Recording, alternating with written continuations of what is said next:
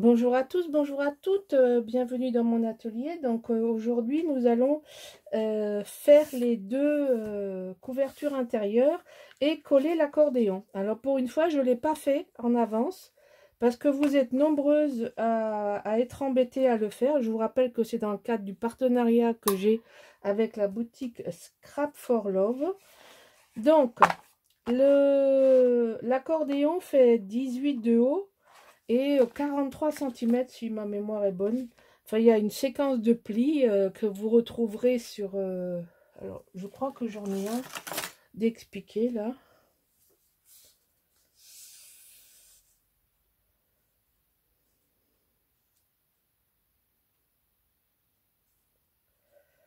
Voilà, vous avez une séquence comme ça se fait. Alors, je fais 4,5 maintenant. 4,5 et je termine par 4,5. Alors, ici, vous faites 4,5. Un demi-centimètre ensuite. Ensuite, vous faites 1. Ici. Ensuite, vous avez... Ah non, ça, c'est pas le bon. Ça, c'est l'accordéon simple. Là, vous avez 1 cm, 2 cm, 2 cm, 1 cm. Et ensuite, vous repartez avec votre intervalle. Mais c'est expliqué sur un tuto accordéon double. D'accord? Alors, ce que je veux vous remontrer, parce que vous êtes beaucoup à me le demander, et la dernière fois que quand j'ai fait la crop avec Michel Fieux à Nîmes, je me suis rendu compte que c'était compliqué pour vous de le coller. Alors, on n'a pas la même façon de faire. Moi, personnellement, je commence toujours par le milieu. Et je colle les bords après. Parce que pour moi, c'est important que ce soit bien... On ne met jamais de colle sur le demi-centimètre ici. Jamais. L'espace qu'il y a ici n'est pas collé. Donc, j'enlève le premier scotch après qui est un rouge. C'est-à-dire que je fais en sorte que tout mon fond qui va coller sur le carton soit intégralement en rouge. Je vous rappelle quand même que toute notre structure d'album va être accrochée sur ces pics qui vont tirer, sur le poids va tirer là-dessus. Donc, n'économisez pas et mettez pas du blanc.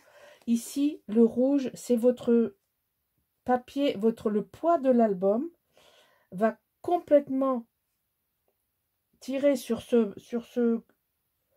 cette structure à cet endroit-là. Donc, c'est pour ça que moi, je mets exclusivement du rouge. Donc, j'ai juste décollé ici, d'accord? Et j'ai collé le premier. Bon, on va retourner dans l'autre sens. Ici, on a le pli qui, lui, n'a pas de papier. De scotch, que je dis papier.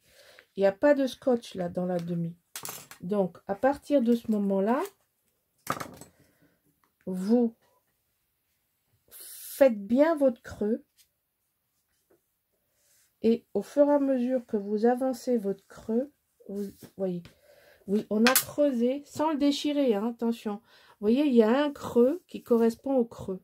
Voilà. Et là, vous avez une reliure très, très propre. Ça, c'est du beau travail. C'est du joli travail, ça. Quand vous arrivez à ça, c'est que c'est bon. Donc, après, on décolle. Et ça, ce sera recouvert ensuite par la page intérieure.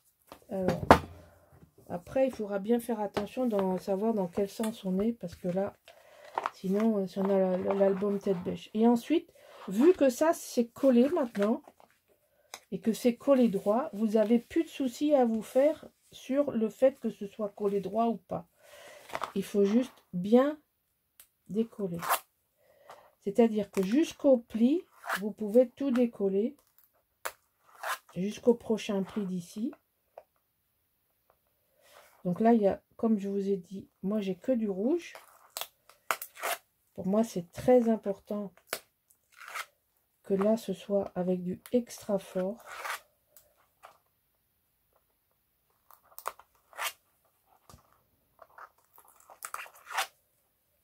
Allez. Et il va jusqu'au bout là.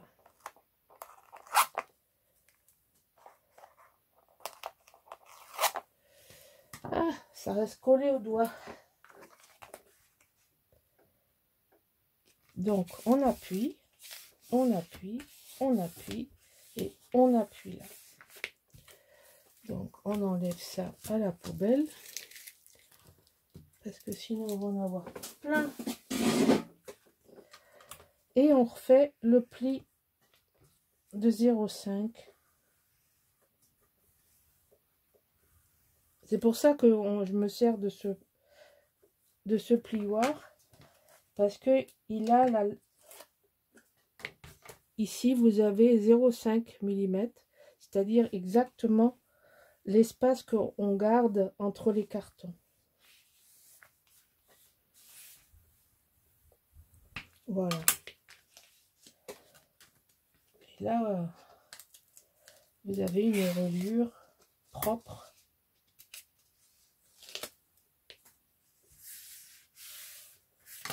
Nickel. Vous voyez, et quand vous pliez, vous rentrez, votre papier est bien à l'intérieur. Vous voyez comme c'est propre. Vous avez, je ne sais pas si on voit bien le creux. Oui, là, on le voit bien à la caméra. Vous voyez le creux là et le creux ici. Voilà, on voit bien le creusement. Attention, il faut y aller, pas d'abord avec une pointe, parce que vous traversez, vous passez à travers le papier. Et là, vous travaillez le papier. Vous avez l'impression que j'appuie fort. Je n'appuie pas fort. Hein, parce que, croyez-moi, j'ai une force de titan au bout des mains, au bout des bras. Et là, c'est nickel. Donc, il faut y aller mollo. Mais il faut, au fur et à mesure, on avance et on donne au papier la forme du creux qu'on veut. Pour que quand on a, regardez, là, c'est impeccable. On rentre dans le creux. Ici, ça rentre dans le creux. Et c'est très propre. Voilà. Ça, c'est du beau travail. Je me fais des compliments toute seule. Voilà. Mais en fait, c'est pas pour ça que je vous le dis. Hein. C'est pour que vous voyez le résultat que vous devez avoir. Ici. Ensuite, alors, on va passer à la couverture intérieure droite, avant et gauche arrière. Non, ça c'est la gauche, ça c'est la droite, ça c'est l'avant, ça c'est l'arrière. Parce que moi, la droite et la gauche, comme je suis ambidestre, j'ai du mal à dire toujours la droite du bon côté et la gauche du bon côté. Alors je suis désolée, vous regardez mes mains, elles ne se trompent pas. Donc on va faire ça. Donc très simplement, on va faire un après l'autre. En n'oubliant pas que j'ai pas mis mes aimants. C'est ce que j'ai écrit sur mon... Donc on va faire un petit entrée en cascade. Donc j'ai choisi ce papier. Et alors ce papier là, il fait 18,7 de hauteur. Et il fait 25 de large. Je l'ai fait un peu plus court parce que j'avais une chute à 25. Mais ça suffit largement, j'ai fait 25. Donc je vous le marque. Je ne vais pas tricher. J'ai pas fait 25, je vais pas au bout. Je vais pas au bout parce que déjà je vais mettre des cascades. Mais vous pouvez aller plus loin et faire 25,7. J'ai pas souhaité le faire. Vous pouvez faire 25,5. Mais c'est pas obligé. Voilà. Vous pouvez faire 25,5 si vous voulez. Alors, moi j'ai fait ça comme ça. Ensuite, j'ai coupé ce papier que j'ai ancré. Et là, vous avez... alors, on va pas oublier les aimants. Là, on a 3 cascades. Vous voyez, le papier parchemin, il va très bien. Il est neutre, il va très bien. Il se marie très bien. Alors là, c'est comme ça. Je veux accrocher comme ça. Comme ça. Et un troisième comme ça. Voilà. Donc, on va faire ça.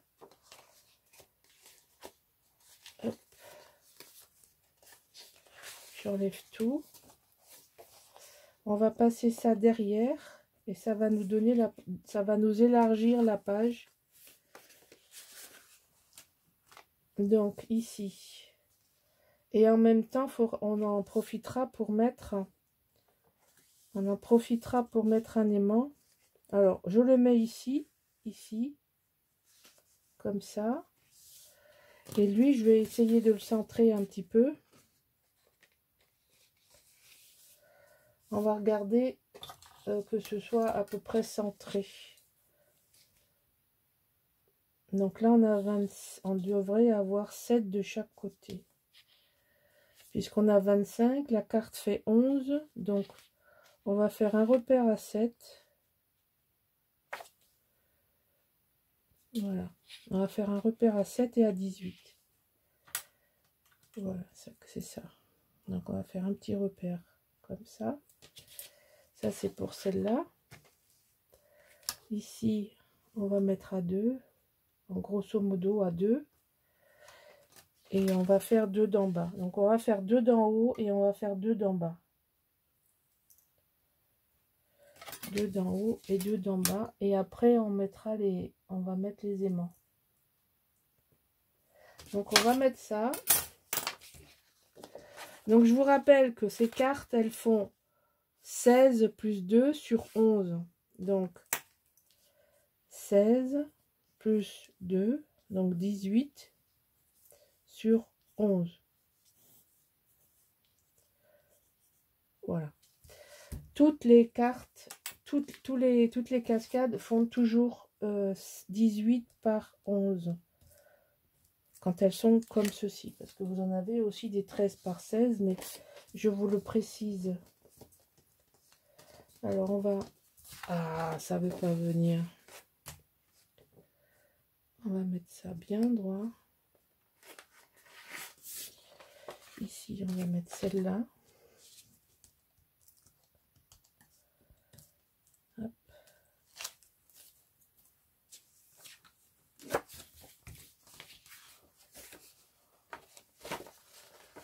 À peu près à 2 cm du bord. On s'aligne bien. On plie. Et maintenant, on va mettre celle du haut. On va faire comme ça, on va s'aligner.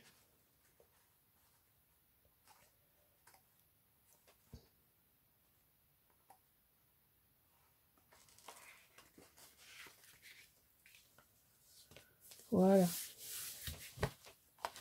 Donc là, on a une page cascade, une page intérieure cascade, et on va mettre des aimants. Donc, on va mettre un aimant là.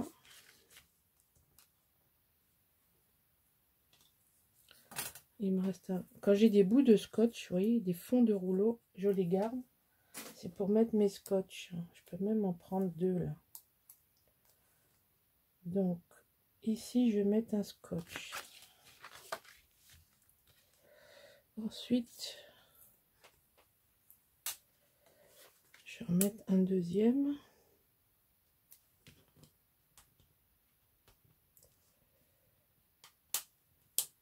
Qu'on va passer comme ceci. En fait, j'aurais pas dû commencer par le haut, j'aurais dû commencer par le bas. Je vais voir si ça suffit. Ou si je prends un risque. J'ai pas fait comme il faut là.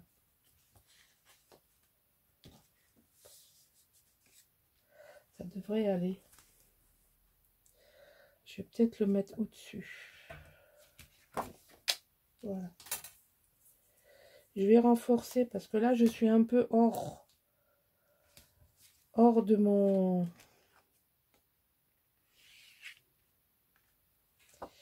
J'ai fait, ça marche plus. Il est à l'envers, lui. J'ai un aimant qui se repousse. Ça va faire une bêtise. j'ai fait une bêtise. Là, là, là.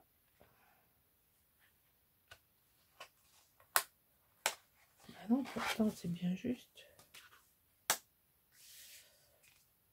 J'ai pas fait de bêtises.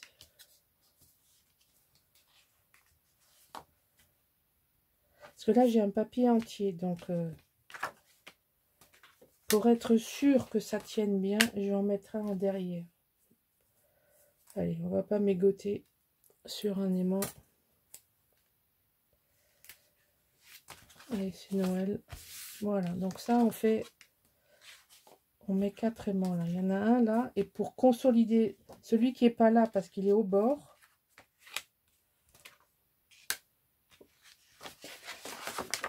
voilà. Donc, je colle ça.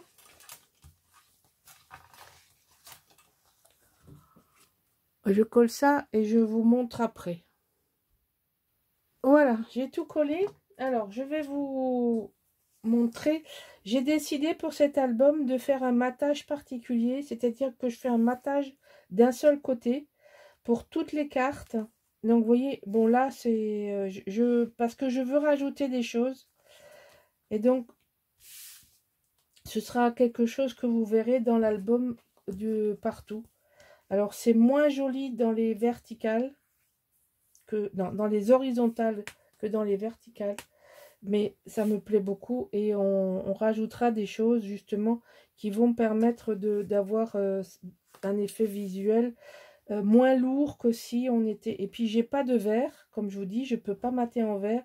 Et mater que dans une couleur, ça ne me plaisait pas. Donc j'ai voulu faire un jeu de lumière avec le fond blanc.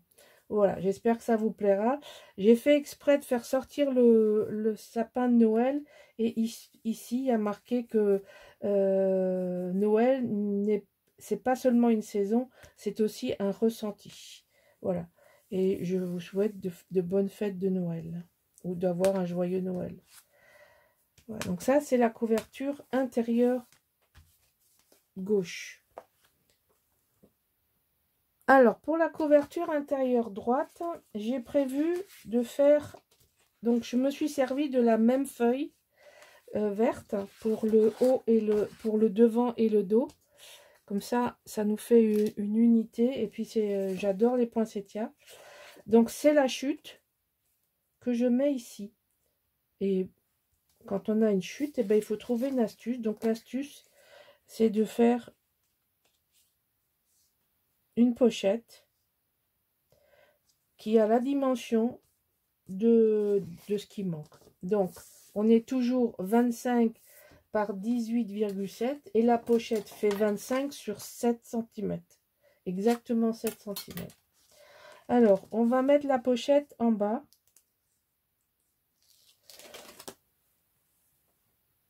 En premier, vous allez tout de suite comprendre pourquoi. On va faire une pochette, on va mettre 2 cascades. Hop. Donc ici, oh, je fais ça à l'envers, c'est pas possible que je sois illogique aujourd'hui.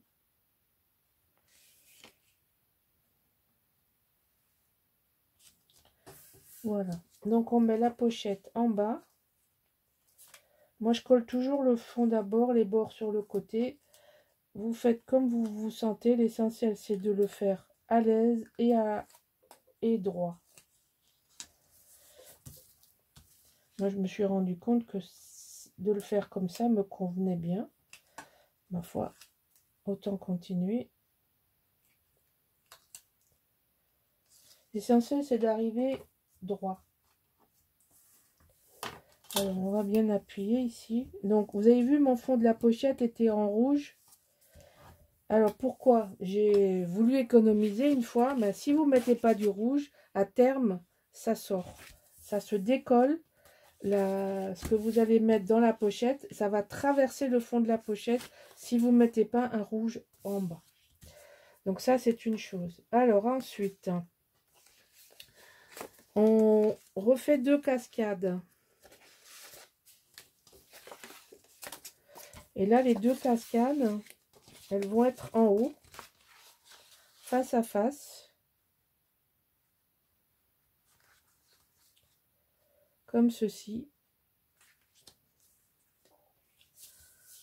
Donc on va en mettre la première. Il faut que ce soit au-dessus, évidemment, de la pochette. La pochette fait 7, la cascade fait 11, donc on a 1 cm de marge.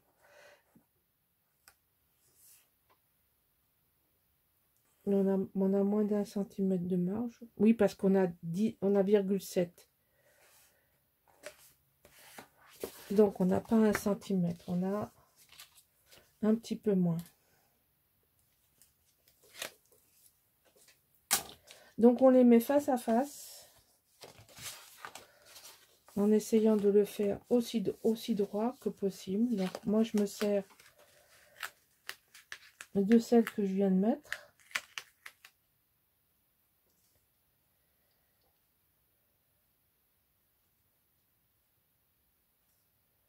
Voilà.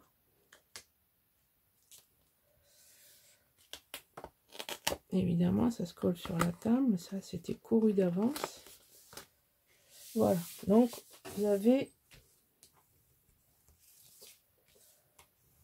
une pochette et l'idée c'est de fermer la pochette par une carte. Donc vous avez des espaces photos qui vont se libérer ici et pas besoin de mettre d'aimant parce que on va avoir la carte. Donc ici c'est une chute qui va très très bien, qu'on va mettre ici. Alors c'est un papier relativement neutre qui va nous permettre de mettre des décors.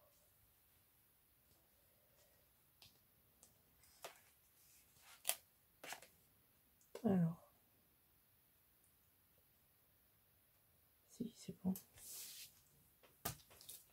C'est pour ça que j'ai... Bon, il faut aussi qu'il s'accorde avec les poinsettias. Donc il fallait qu'il soit du même vert ou qu'il soit or. Or le même vert, il n'est pas partout.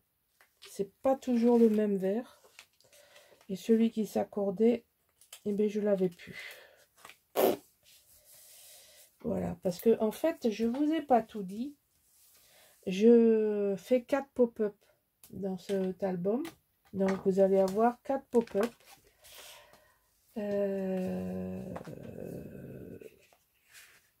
Dont 2 nouveaux.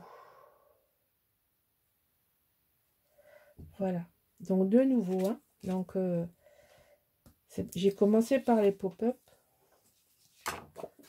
Et maintenant, il est temps pour moi de filmer parce que après, je me rappelle plus ce que je fais. Ah, il pleut enfin. J'ai vu qu'au Canada, il commence à neiger. Alors peut-être que nos Canadiennes pourront nous le confirmer, mais il me semble que la neige est arrivée au Canada. La pluie est arrivée dans le midi, ce qui est une bonne nouvelle, n'est-ce pas, pour nos jardins. J'aurais dû pas coller comme ça, j'aurais dû commencer par le fond, c'est n'importe quoi. N'importe quoi. Ouais, je vais bien m'embêter pour rentrer ça, heureusement qu'il n'y en a pas beaucoup. Et j'espère que la tempête n'aura pas fait de dégâts trop conséquents.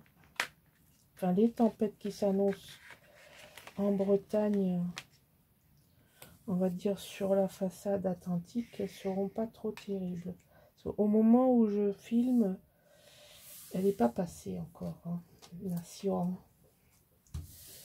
Voilà, donc là, on a les cascades à faire. Donc, je mets la suite et je vous montre fini. Bon, mais voilà notre page intérieure gauche et notre page intérieure droite. Donc, celle de l'avant, celle de l'arrière faite. N'oubliez pas qu'il faut les coller. Donc, il faut mettre du scotch. Et coller ça au fond. Et voilà notre couverture terminée. Voilà, j'espère que ça vous a plu. Et je vous donne rendez-vous pour le bloc 1, page 1 demain. Au revoir.